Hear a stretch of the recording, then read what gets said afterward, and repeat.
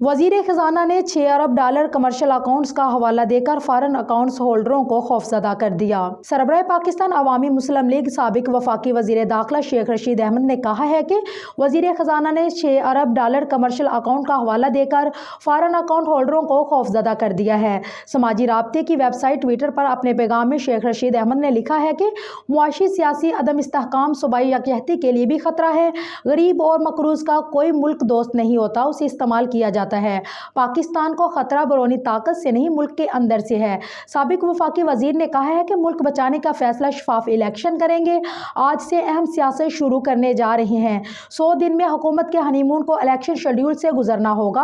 हुकूमत की कोई साख नहीं। शेख रशीद ने कहा कि यूएई ने पैसे वापस मंगवा लिए हैं। सऊदी अरब में आर्मी चीफ की वजह से मदद मिल रही है, उनकी वजह से नहीं। 77 वज़रा, 165 लग्जरी गाड़ियां और चार्टर्ड जहाज के लिए पैसे हैं, आटे के थैले के लिए पैसे नहीं है।